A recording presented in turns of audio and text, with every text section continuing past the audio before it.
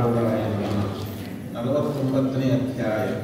ಕಾಮನಾತ್ಮನ ತಂದು ತಾನ ಜ್ಞಾನ ಗೃಹದೊಳು ಬಂಧಿಸಿ ಸಮಯದಳು ಭ್ರಮೆಗೊಂಡನಾಥನ ಕಾಣದೆ ಬಹು ಶೋಧಿಸಿ ವಿಷಯ ವಿಷವನ್ನು ನಾರಿಯಾದರದಿಂದ ಸದ್ಗುರು ಇದ್ದಳು ವಿಷದ ಬಾಧೆಗಳಳಿದು ಸಿದ್ಧನು ಬದುಕಿದಾಕೆ ಸತ್ತಳು. ಶ್ರೀ ಸಿದ್ಧಾರೂಢ ಸದ್ಗುರು ತಾಯಿಯೇ, ಕೃಪಾಳುವಾದ ನೀನು ಭಕ್ತರ ಸಲುವಾಗಿ ಹುಬ್ಬಳ್ಳಿಯಲ್ಲಿ ಇದ್ದು ಮಾಡಿದಂಥ ಅದ್ಭುತ ಕೀರ್ತಿಯು ಜಗತ್ತಿನಲ್ಲೆಲ್ಲ ಜನರೊಳಗೆ ಪಸರಿಸಿತು. ನಿನ್ನ ಈ ಪುಣ್ಯ ಕೀರ್ತಿಯನ್ನು ಮುಖದಿಂದ ಗಾನ ಮಾಡುತ್ತಿರುವಾಗ ತತ್ಕಾಲ ಮನಸ್ಸು ತಣ್ಣಗಾಗಿ ಹೃದಯದಲ್ಲಿ ಶಾಂತತೆಯು ತುಂಬಿ ಚಿತ್ತಕ್ಕೆ ನಿರ್ಮಲತೆಯು ಪ್ರಾಪ್ತವಾಗುವುದು. ಅನೇಕ ಜನ್ಮಗಳ ಕರ್ಮ ಸಂಚಿತದಿಂದ ಚಿತ್ತವು ಅಶುದ್ಧವಾಗಿತ್ತು. ನಿನ್ನ ಚರಿತ್ರವನ್ನು ಹಾಡುವುದರಿಂದ ಅದೆಲ್ಲ ಕ್ಷಣದಲ್ಲಿ ತೊಳೆಯಲ್ಪಡುವುದು. ಚರಿತ್ರ ಕಥನವು ಪರಮ ಪಾವನವಾಗಿದ್ದು ಸ್ವಾಭಾವಿಕ ಜನರಿಗೆ ಇದೊಂದು ನಿಧಿಯಾಗಿರುವುದು. ಶ್ರವಣ ಮಾತ್ರದಿಂದ ಹೃದಯದಲ್ಲಿ ಆನಂದವು ತುಂಬಿ ಮನಸ್ಸು ಉನ್ಮನಾವಸ್ಥೆಯನ್ನು ಹೊಂದುತ್ತದೆ. ಆ ಉನ್ಮನಿ ಅವಸ್ಥೆಯಲ್ಲಿ ಗುರುರೂಪವು ಹೃದಯದಲ್ಲಿ ಪ್ರಕಟವಾಗುತ್ತದೆ. ಆ ಸದ್ಗುರುವೇ ಜ್ಞಾನವನ್ನು ಕೊಡುತ್ತಿರುವಾಗ ವೇದಾಂತವು ಎತ್ತಕ್ಕೆ ಬೇಕು. ಅಜ್ಞಾನ ಬಾಲಕರಿಗೆ ಪ್ರಯಾಸವಿಲ್ಲದೆ ಕೃಪಾಳವಾದ ತಾಯಿಯು ತೃಪ್ತಿ ಮಾಡುತ್ತಾಳೆ. ಆದರೆ ಜ್ಞಾನವಿದ್ದವರು ಹೊಟ್ಟೆ ದಿಸೆಯಿಂದ ತುಳಿಯಬೇಕು. ತಾಯಿಯು ಅವರ ಕಡೆಗೆ ನೋಡುವುದೇ ಇಲ್ಲ. ಹಾಗೆ ಬೋಳೆ ಭಾವಿಕ ಜನರು ಸದ್ಗುರು ಪಾದಗಳಿಗೆ ತೆಕ್ಕೆ ಹಾಕುವರು. ಇಂಥವರಿಗೆ ಆತನು ಜ್ಞಾನದಾಯಕನಾಗಿ ಬ್ರಹ್ಮಸುಖವನ್ನು ಉಂಟು ಮಾಡುವನು. ಯಾರು ತಾವು ಜ್ಞಾನವಂತರೆಂದು ತಿಳಿದುಕೊಳ್ಳುವರೋ ಅವರನ್ನು ಅಭಿಮಾನವು ನುಂಗಿಬಿಡುವುದು. ಯಾರಿಗೆ ಜ್ಞಾನಾಭಿಮಾನದಿಂದ ಚರಿತ್ರ ಶ್ರವಣವು ಸೇರುವುದಿಲ್ಲವೋ ಅವರು ನಿಶ್ಚಯವಾಗಿ ಪತನರಾಗುವರು. ಅಭಿಮಾನದಿಂದ ಅನೇಕರು ನುಂಗಲ್ಪಡುವರು. ಅವರ ಲಕ್ಷಣಗಳು ಇವೆ. ಯಾವೆಂದರೆ ಸದ್ಗುರು ಅಜ್ಞಾನಿ ಮತ್ತು ತಾವು ಜ್ಞಾನಿಗಳೆಂದು ತಿಳಿಯುವರು. ತಾವು ಆತನಿಗೆ ಮಾನ ಕೊಡಲಿಕ್ಕಿಲ್ಲ. ಇತರರು ಕೊಟ್ಟರೆ ಅವರಿಗೆ ಸಹನವಾಗುವುದಿಲ್ಲ. ಇವರಿಗಿಂತ ಹೆಚ್ಚಿನ ಕುಮತಿಗಳೇ ಇಲ್ಲ. ಇಂಥವರು ಶಾಶ್ವತರವರ ನರಕವನ್ನು ಭೋಗಿಸುವರು. ಈ ದುಷ್ಟರ ಗುಣಗಳನ್ನು ಉಚ್ಚರಿಸುವುದರಿಂದ ನಮ್ಮಲ್ಲಿ ಪಾಪವು ಬರುವುದು.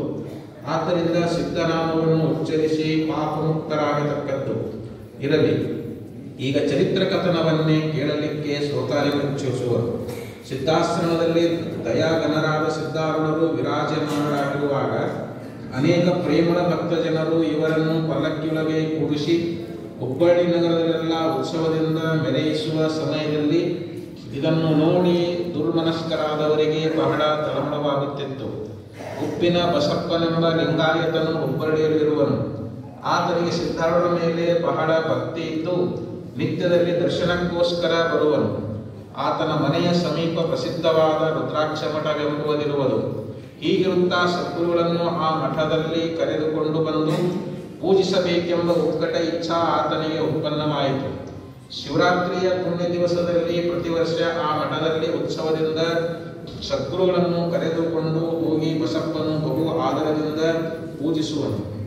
ಎಷ್ಟೋ ವರ್ಷಗಳು ಹೀಗೆ ನಡೆಯುತ್ತಿರುವಾಗ ಕೆಲವು ಜನ ಲಿಂಗಾಯತರಿಗೆ ಮತ್ಸರ ಬುದ್ಧಿ ಹುಟ್ಟಿ ಈ ಸಿದ್ಧನಿಗೆ ಲಿಂಗವಿಲ್ಲದಿದ್ದು ಈತನು ಮಠದೊಳಗೆ ಬಂದು ಮಠವನ್ನು ಭ್ರಷ್ಟ ಮಾಡುತ್ತಾನೆ ಎಂದು ಅಂದುಕೊಂಡು ಇತರ ಜನರಿಗೆ ಹೋಗಿ ಹೇಳುತ್ತಾರೆ. ನೋಡಿರಿ, ರುದ್ರಾಕ್ಷ ಮಠದಲ್ಲಿ ಸಿದ್ಧನು ಬಂದನೆಂದರೆ ನಮ್ಮ ಧರ್ಮಕ್ಕೆ ಕೊರತೆ ಬರುವುದು. ಆದ್ದರಿಂದ ಆತನು ಬಾರದಂತೆ ಪ್ರತಿಬಂಧಕ ಮಾಡತಕ್ಕದ್ದು.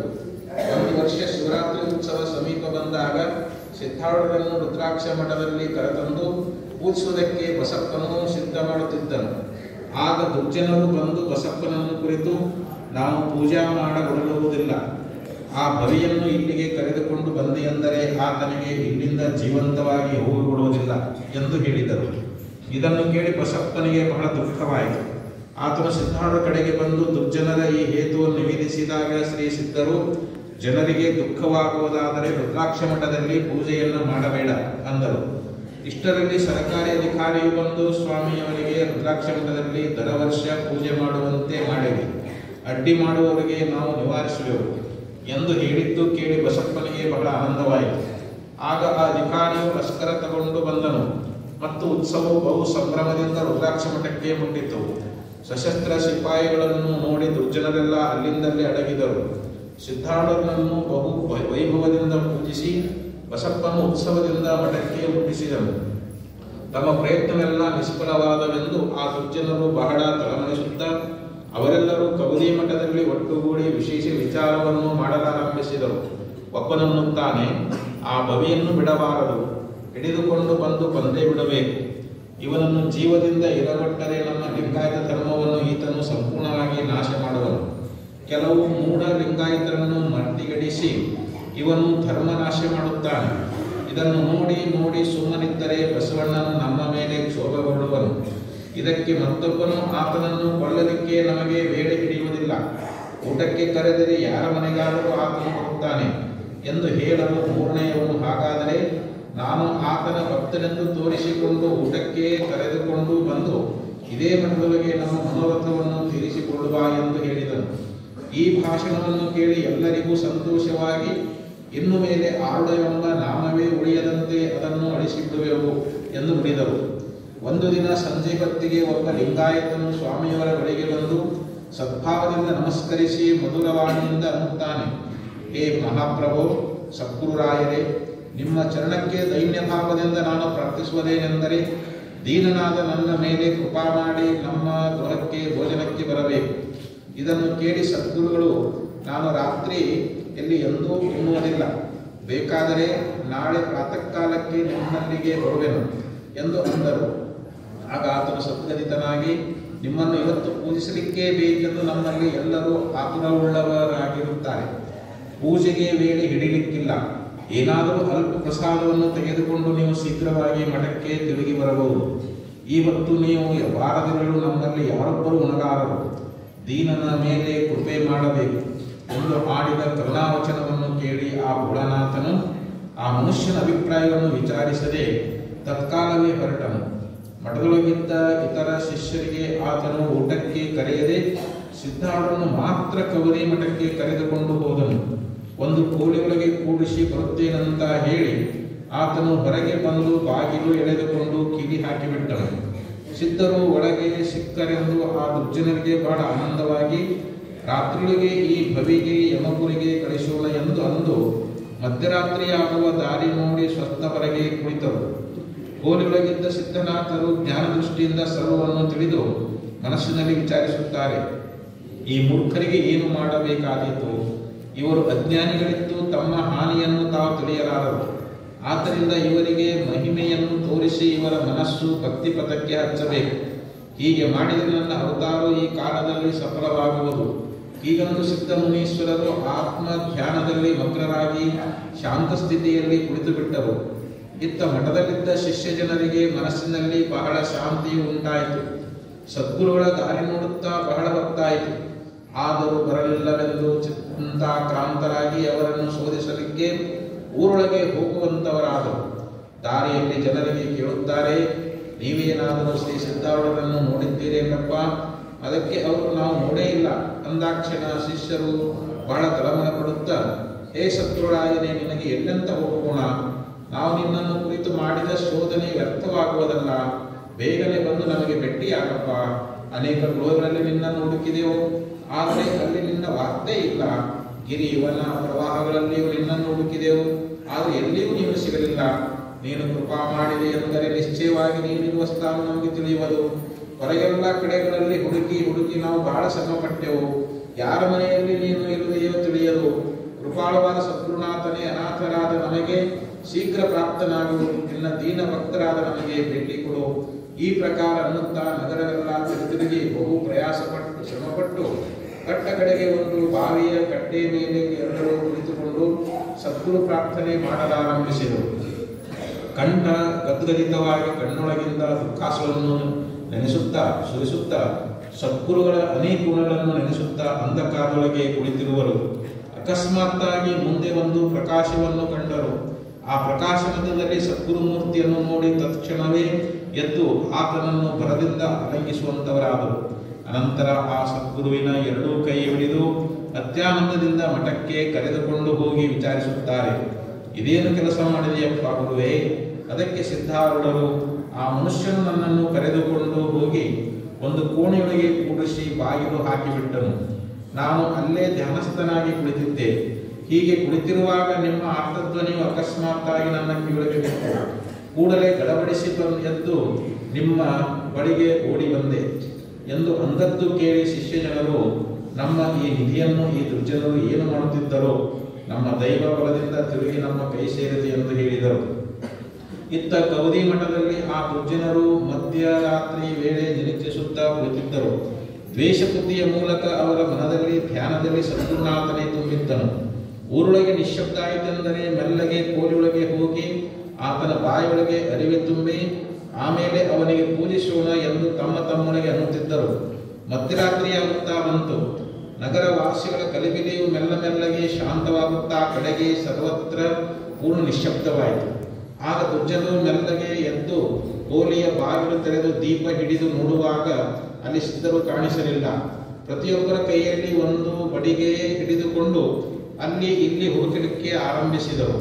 ಒಬ್ಬನು ಇಲ್ಲಿ ಇದ್ದಾನೆ ಎಂದು ಒಂದು ಮೂಲೆಗೆ ಓಡುತ್ತಾನೆ. ಎಲ್ಲರಿಗೂ ಸಿದ್ಧ ಧ್ಯಾನ ಹತ್ತಿ ದೇಹಪಾನವನ್ನು ಮರೆತರು. ಅಲ್ಲಲ್ಲಿ ಸಿದ್ಧ ರೂಪದಂತೆ ಅವರಿಗೆ ಭಾಷಿಸುತ್ತಿತ್ತು. ಆಗ ಒಬ್ಬನನ್ನು ನೋಡಿ ಮತ್ತೊಬ್ಬನು ಅನ್ನುತ್ತಾನೆ, ನೋಡು ಸಿದ್ಧನು ಇವನೇ ನೋಡು. ಹೀಗಂದಾಕ್ಷಣ ಮತ್ತೊಬ್ಬನು ಬಡಿಗೆಯಿಂದ ಅವನನ್ನು ಹೊಡೆದನು. ಹೀಗೆ ಸಿದ್ಧ ಎಂದು ಒಬ್ಬರನ್ನೊಬ್ಬರು ಹೊಡೆಯಲಾರಂಭಿಸಿದರು. ಒಬ್ಬಗೆ ವಿಶೇಷ ಹೊಡೆತವಿತ್ತು. ಅವನು ದುಃಖದಿಂದ ಶಂಖಧ್ವನಿ ಮಾಡಲಾರಂಭಿಸಿದನು.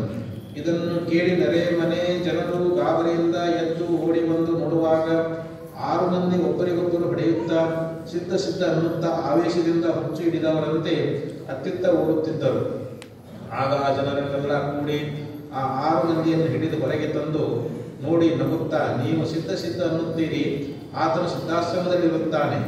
ನಿಮ್ಮ ಹುಚ್ಚು ಬಿಡಿಸಲಿಕ್ಕೆ ನಿಮ್ಮನ್ನು ಅಲ್ಲಿಗೆ ಹಿಡ್ಕೊಂಡು ಹೋಗುವೆವು ಎಂದು ಜನರ ಭಾಷಣವನ್ನು ಕೇಳಿ ಆ 6 ಮಂದಿಯು ಶರೀರದ ಮೇಲೆ ಸ್ವಲ್ಪ ಎಚ್ಚರಿಕೆ ಬಂದವರಾಗಿ ಜನರನ್ನು ನೋಡಿ ನಾಚಿಕೆ ಪಟ್ಟು ಓಡಿ ಹೋದರು. ಅನಂತರ ಅಲ್ಲಿ ಬಂದ ಜನರೆಲ್ಲ ತಮ್ಮ ಸ್ಥಾನಗಳಿಗೆ ಹೋದರು. ಆ ದಿವಸದಿಂದ 6 ಮಂದಿ ಸಿದ್ಧರ ಮೇಲೆ ಭಕ್ತಿಯುಳ್ಳವರಾಗಿ ಸದ್ಗುರುಗಳ ಬಳಿಗೆ ಬಂದು ಒಂದಿನ ರಾತ್ರಿಯಲ್ಲಿ ನಡೆದ ವರ್ತಮಾನವೆಲ್ಲ ನಿವೇದಿಸಿದರು. ಸಿದ್ಧರಾಜರಿಗೆ ಘಾತ ಮಾಡುವ ಉದ್ದೇಶದಿಂದ ಯಾವಾತನು ಆ 6 ಮಂದಿ ಜನರಿಗೆ ಪ್ರೇರಿಸಿದ್ದನೋ ಆತನು ತನ್ನ ನಾನಾ ಉಪಾಯಗಳು ನಿಷ್ಫಲವಾದುದನ್ನು ನೋಡಿ ಏನು ಮಾಡಿದನೆಂದರೆ, ಒಬ್ಬಾಕೆ ದರಿದ್ರ ಸ್ತ್ರೀಗೆ ಕರೆದು ಅವಳ ಕೈಯಲ್ಲಿ ಸ್ವಲ್ಪ ಹಣವು ಕೊಟ್ಟು, ನೀನು ನನ್ನದೊಂದು ಕೆಲಸ ಮಾಡಿ ಕೊಡಬೇಕು. ಉತ್ತಮ ಪಕ್ವಾನ್ನಗಳನ್ನು ತಯಾರಿಸಿ ಅದರೊಳಗೆ ತೀಕ್ಷ್ಣ ವಿಷ ಹಾಕಿ ಸಿದ್ಧನಿಗೆ ಒಯ್ದು ಕೊಡಬೇಕು.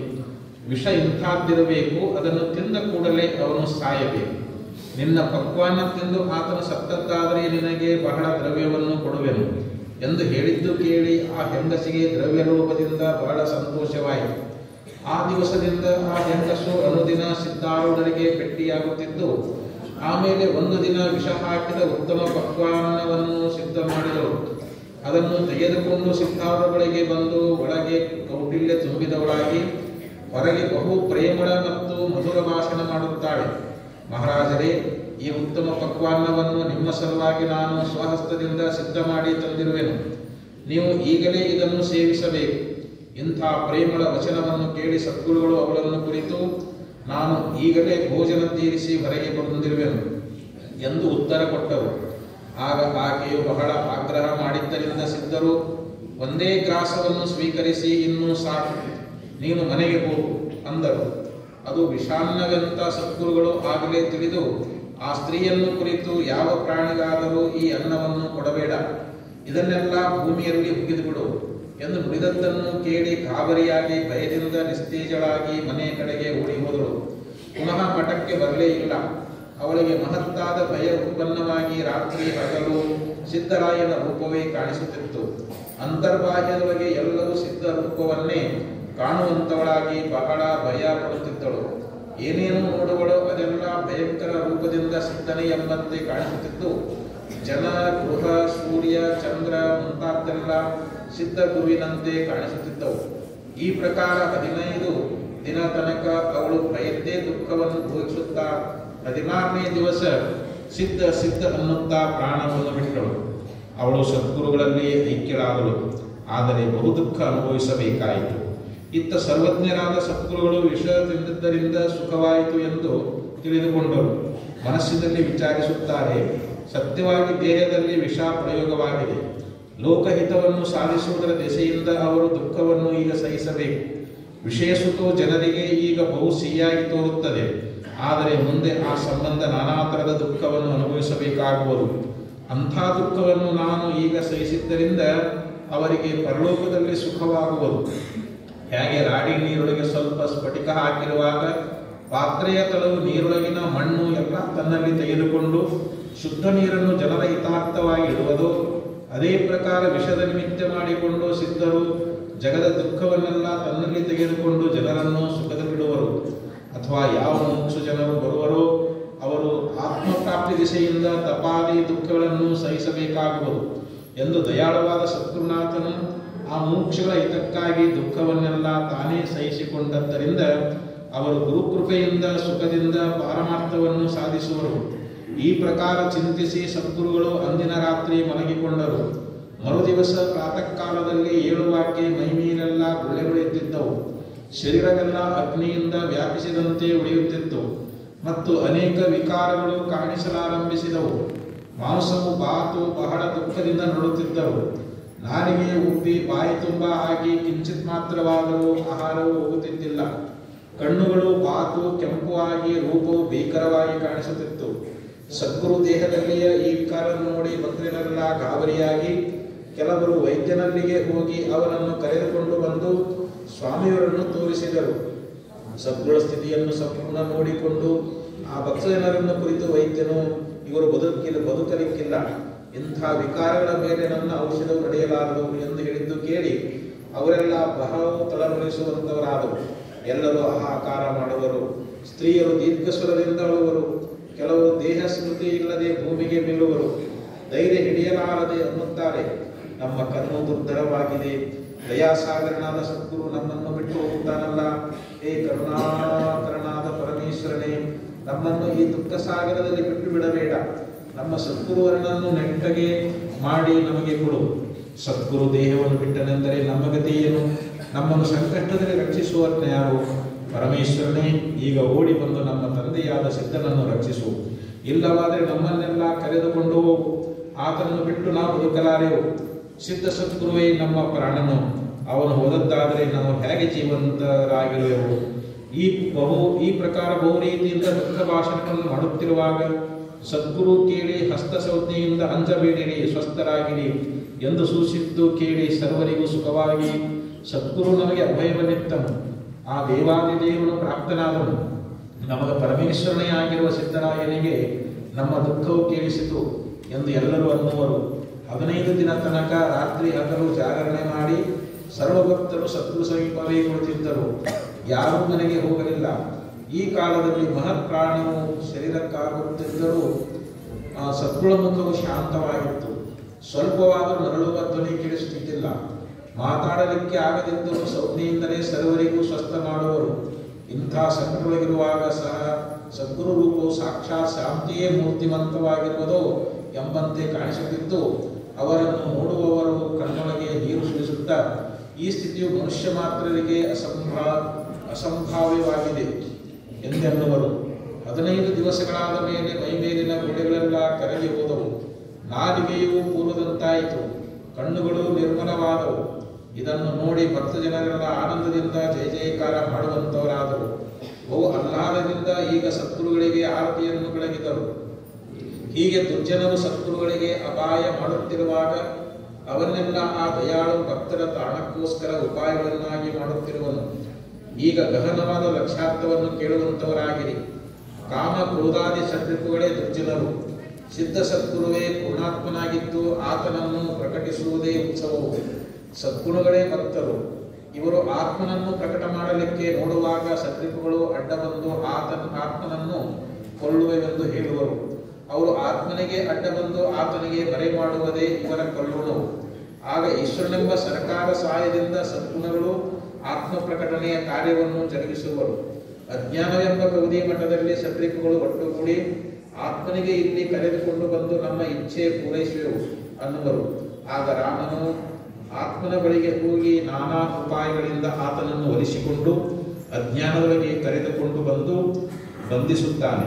ಇದರಿಂದ ಎಲ್ಲ ಸಡ್ರಿಪುಗಳಿಗೆ ಆನಂದವಾಯಿತು. ಸರ್ವ ಸಂತೃಪ್ತಿಗಳಾದ ಜನರ ಗಲಿಬಿಲಿಯು ಶಾಂತವಾಗುವ ಹೊತ್ತು ನೋಡಿ ಆಗ ಆತ್ಮನನ್ನು ಶೂನ್ಯತ್ವಕ್ಕೆ ಕಳುಹಿಸೋಣವೆಂದು ಅವರು ಅಂದರು. ಇತ್ತ ಮೋಕ್ಷ ಜೀವನೆಂಬ ಶಿಷ್ಯರು ಎಲ್ಲ ಕಡೆಯಲ್ಲಿ ಆತ್ಮನನ್ನು ಹುಡುಕಿದರು. ಗೃಹ, ವನ, ನದಿ, ಗಿರಿ ಇತ್ಯಾದಿ ಪ್ರದೇಶಗಳಲ್ಲಿ ಹೋಗಿ ಎಷ್ಟು ಸಾಹಸ ಮಾಡಿದರೂ ಆತ್ಮನು ಸಿಗಲಿಲ್ಲ. ಆಮೇಲೆ ಎಲ್ಲರೂ ಒಂದು ಸ್ಥಾನದಲ್ಲಿ ಕೂಡಿ ಆತ್ಮನ ಗುಣನಾಮಾದಿಗಳನ್ನು ಪರಸ್ಪರರೊಳಗೆ ಕಥಿಸುತ್ತಾ ಕಣ್ಣೊಳಗಿಂದ ಪ್ರೇಮಾಸ್ತ್ರಗಳನ್ನು ಸುರಿಸುತ್ತಾ ಆತನಿಗೆ ಪ್ರಾರ್ಥಿಸುವಂತವರಾದರು. ಕೂಡಲೇ ಆತ್ಮನು ಪ್ರಕಟನಾದನು. ಆಗ ಅವರೆಲ್ಲರೂ ಐಕ್ಯಭಾವದಿಂದ ಆತನನ್ನು ಆಲಂಗಿಸಿ ಆತ್ಮನ ಸ್ಥಾನವಾದ ಹೃದಯ ಎಂಬ ಮಠಕ್ಕೆ ಕರೆದುಕೊಂಡು ಹೋಗಿ ಸ್ಥಾಪಿಸಿದರು. ಇತ್ತ ಷಡ್ರಿಪುಗಳು ಅಜ್ಞಾನದೊಳಗೆ ಕುಳಿತುಕೊಂಡು ಆತ್ಮನಿಗೆ ಹೇಗೆ ಮಾಡಬೇಕೆಂದು ಚಿಂತಿಸುತ್ತಿರುವಾಗ ಅವರಿಗೆ ಆತ್ಮನದೇ ಧ್ಯಾನ ಹತ್ತಿ ಆತನನ್ನು ಸರ್ವತ್ರದಲ್ಲಿ ಕಾಣುವಂತವರಾದರು.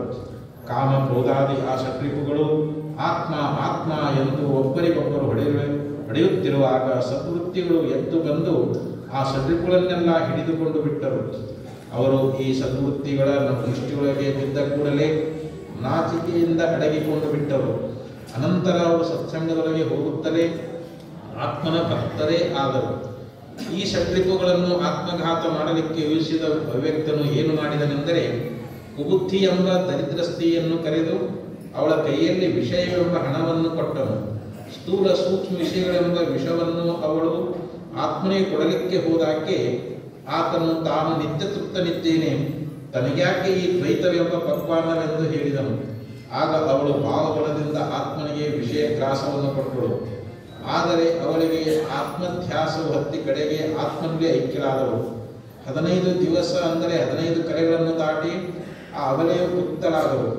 ಇತ್ತ ಆತ್ಮನಿಗೆ ವಿಷಯ ಗ್ರಾಸದ ಮೂಲಕ ಸಂಸಾರ ದುಃಖದ ಜ್ವಾಲೆಗಳು ಎದ್ದವು. ಇಚ್ಛೆಗಳೇ ಮೈಮೇಲಿನ ಗುಳ್ಳೆಗಳು. ವಾಸನೆ ಎಂಬ ಅಗ್ನಿಯು ಶರೀರವನ್ನು ವ್ಯಾಪಿಸಿತು. ಈ ಪ್ರಕಾರ ಆತ್ಮನಿಗೆ ಷಡ್ವಿಕಾರಗಳು ಹತ್ತಿ ದುರ್ಧರವಾದ ದುಃಖ ಉಂಟಾಯಿತು. ನೋಡುವಾಗ ಹೊರಗೆ ದುಃಖ ತೋರುವುದು, ಆದರೆ ಅಂತರಂಗದಲ್ಲಿ ಆತ್ಮನು ಶಾಂತನಾಗಿಯೂ ನಿರ್ವಿಕಾರನಾಗಿ ಇದ್ದನು. ಸದ್ಗುಣಗಳೆಂಬ ಭಕ್ತ ಜನರಿಗೆ ಆತ್ಮನ ಸ್ಥಿತಿ ಕಂಡು ದುಃಖವಾದಾಗ ಆತನೇ ಅದನ್ನು ನಿವಾರಿಸಿದನು. ಅವರಿಗೆ ಆತ್ಮನೇ ಅಭಯವನ್ನು ಕೊಟ್ಟನು. 15 ದಿವಸಗಳೆಂಬ ದಶೇಂದ್ರಿಯ ಪ್ರಾಣ ಪಂಚಗಳನ್ನು ದಾಟಿ ಆತ್ಮನು ಪ್ರಕಾಶಮಯವಾಗಿ ಕಾಣಿಸಿಕೊಂಡನು. ಸದ್ಗುರುನಾಥನೇ ಅಭಯದಾತನಿರುವನು. ಆತನ ಪಾದಗಳನ್ನು ಹಿಡಿಯುವುದರಿಂದ ಸಂಸಾರ ದುಃಖ ನಾಶ ಮಾಡಿ ಆತನೇ ಜ್ಞಾನವನ್ನು ಕೊಡುವನು ಎಂಬಲ್ಲಿಗೆ ಶ್ರೀ ಸಿದ್ಧಾಳ ಕಥಾಮೃತದೋಳು ಶ್ರವಣ ಮಾತ್ರ ಸ್ವರೂಪ ಪ್ರಶ್ನೆ ಮಾಡುವಂಥ ಅತಿ ಮಧುರವಾದ ಈ 49ನೇ ಅಧ್ಯಾಯವನ್ನು ಶಿವದಾಸನು ಶ್ರೀ ಸಿದ್ಧಾಳ ಸುಬ್ರು ಚರಣಾರವಿಂದದಲ್ಲಿ ಅರ್ಪಿಸಿರುವನು.